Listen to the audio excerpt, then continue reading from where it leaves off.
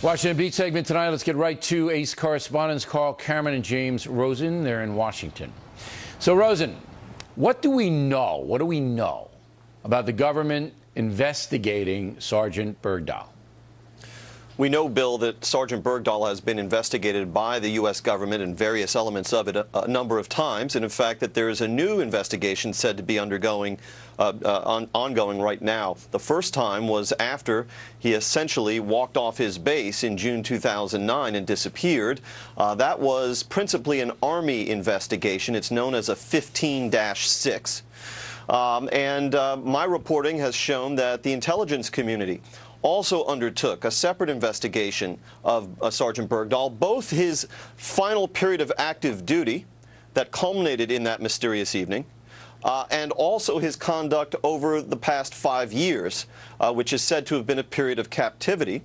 And then, as I say, there's just recently been announced by the Secretary of the Army, Jack McHugh, a new investigation apparently undertaken just since all of this developed over this past weekend. All right. Now, why would you say the intelligence? I assume that's Defense Intelligence, CIA, all of those Correct. people. Why would Correct. they bother investigating a sergeant who was taken captive? I mean, why do they spend those resources? Well, with greatest proximity, because they were tasked with doing so. But my reporting on this, and I had a big story on FoxNews.com on Monday to this effect, is that there are many inside the intelligence community who harbor outstanding concerns. Not just that Sgt Bergdahl may have been a deserter, but that he may have become an active collaborator with the enemy.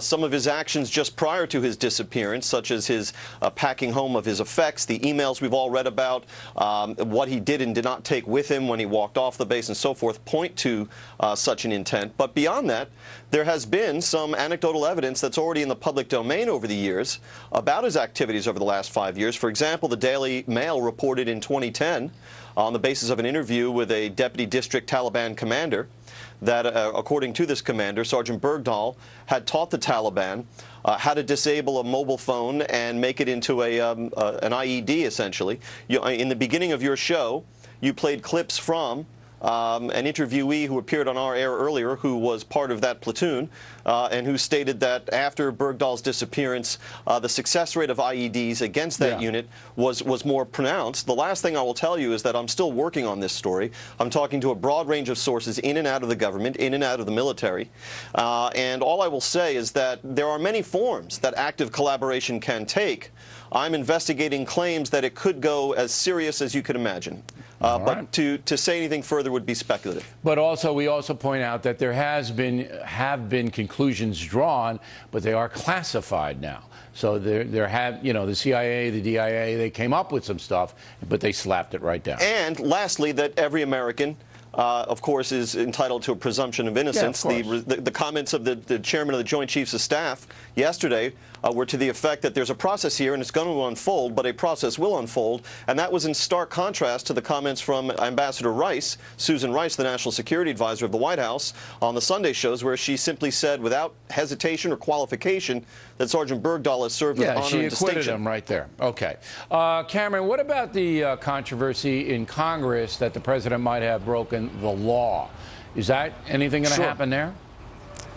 Well, you heard what Dianne Feinstein said, the co-chairman of the Senate Intelligence Committee, and the investigations are beginning. As a matter of fact, some of that classified information was seen by Saxby Chambliss, the co-chairman on the Republican side of that very same committee, and he wants it made public and has asked the president to do so. And tonight, lawmakers are meeting behind closed doors for a briefing.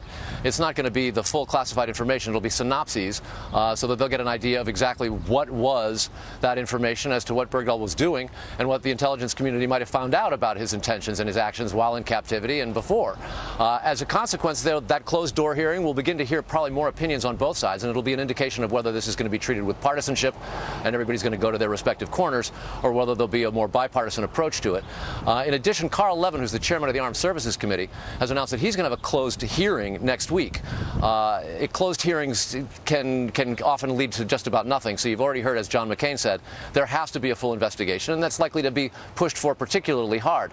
Democrats are arguing doing that back in December of 2011, there were discussions on the Hill with the administration and the Defense Department talking about the Obama administration's desire to start a reconciliation in Afghanistan with the Taliban in order to begin bringing American troops home, and that at that time the possibility of a prisoner swap for as many as 5 Taliban members and potentially even Bergdahl was discussed. And then a month later, which would have put us in January of 2012, the Defense Authorization Bill passed the House and Senate, and the President signed it. But in so doing, Bill, there was a signing statement attached to it, wherein he essentially gave himself a loophole with that 30-day required window to notify Congress of such a prisoner swap. Right. So Democrats say it was inappropriate, and they've said to Dianne Feinstein that there's been communication from the Pentagon and the administration that this wasn't handled the best of ways and mistakes were made, and they've stopped just sort of saying sorry, and they're certainly not doing it officially and publicly right now, but Democrats are beginning to say that that's what they're hearing.